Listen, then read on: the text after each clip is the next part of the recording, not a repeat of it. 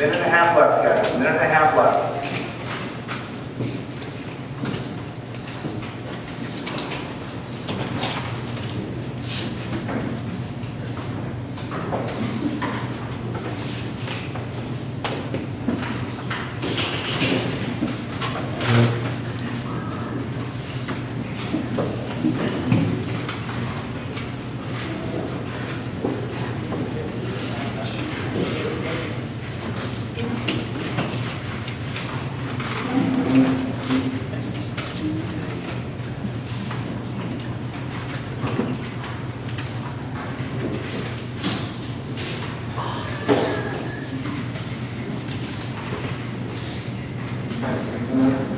Just about 30 seconds left, guys. About 30 seconds left.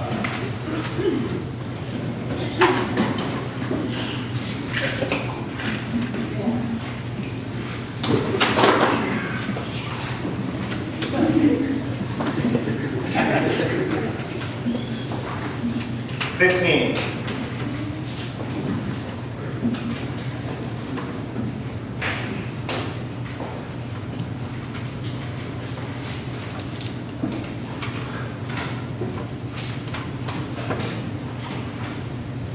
Five, four, three, two, one. Hands down.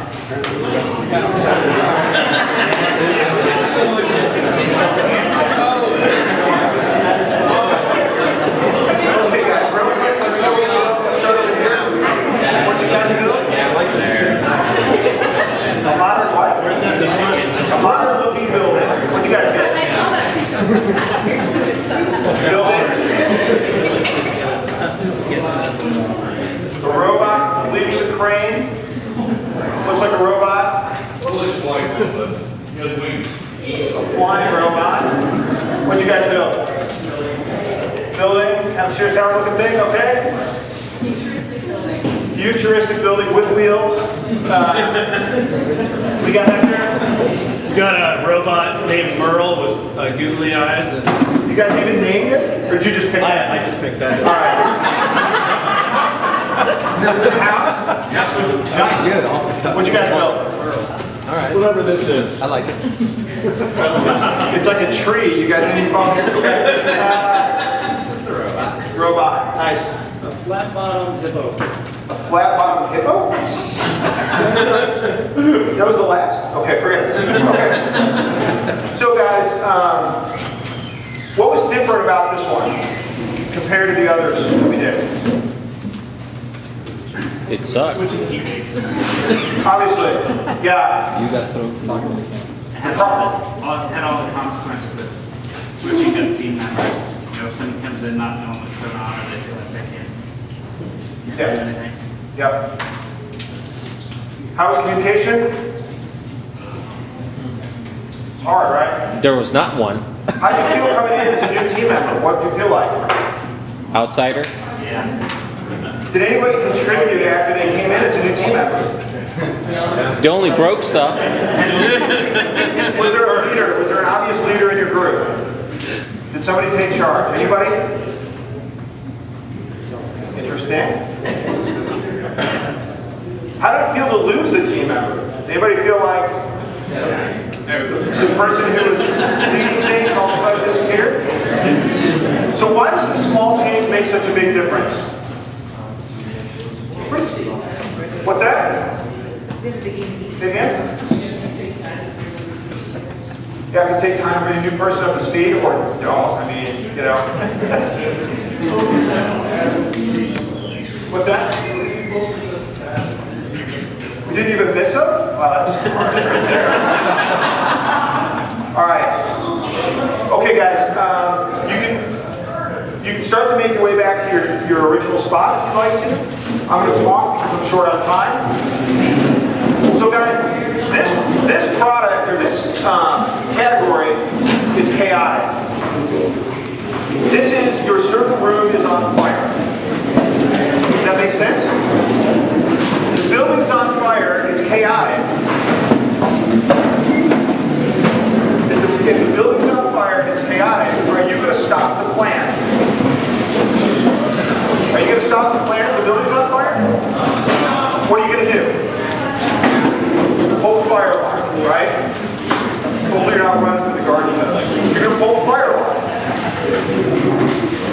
So,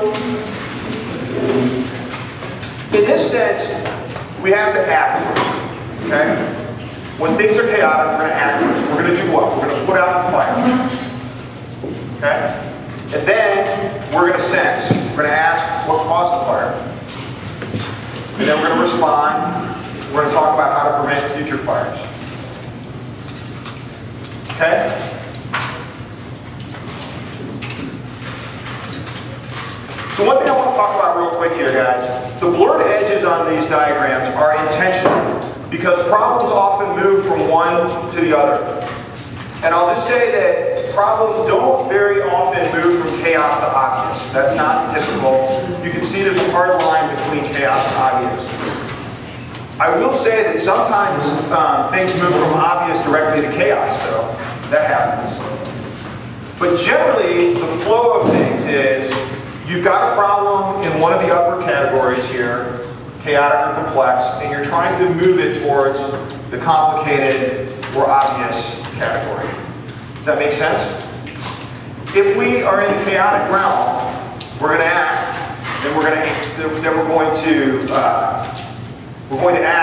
to sense, and then we're going to respond. We're going to develop a plan. We're going to move that into the complex category. Then from the complex category, we're going to break that plan down into doable parts, moving into the complicated category, and so on. Make sense? I will say, though, that there are events that cause these things to go in the other direction. We just experienced one.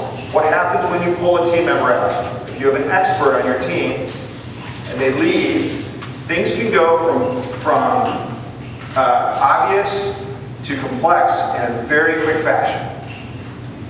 Does that make sense for everybody? I'm not going to spend too much time on this. This is how this model has evolved over the years. If I have more time, I talk about it. Oftentimes we manage things, and this is the really important lesson here, guys. As we grow in our careers, we oftentimes develop approaches to problem solving. The difficulty is that over time, that approach needs to change. The thing that worked for us when we were a developer may not work for us as a team lead and may not work for us as a development manager because the types of problems that are delivered to us are more complex as we grow in our careers. Before reacting to problems, take a minute to examine them. Know what you don't know before you leap in and start solving. There's some stuff here. I'm assuming we're distributing. I actually don't know. Are we distributing the presentations somewhere? Yeah, so they're out on the admin and they're on the website. So there's lots of good information here about Kinefin and about problem solving in the presentation if you want. I'm out of time, but I'm willing to take questions if you guys are willing to stay a little bit. Questions, comments? Yeah. There's a similar square like what you have represented here, where you pair up things that I know and things that you don't, and in one corner of it are the things that are known to both of us, and that's the arena. That's things where teams work well together. Yeah. Yeah, it reduces the complexity, right? What else? Other comments? Guys, think about what it feels like to come into your team when you get a new team member. If you're a team lead, remember what it's like to lose a team member. It's an important lesson that's not directly related to Kinefin, but I find it a very powerful. If you were moved to a new team, you know what it's like when you come into a team. There's so many assumptions made about what you know, about what everyone else knows. So keep that in mind. Thank you.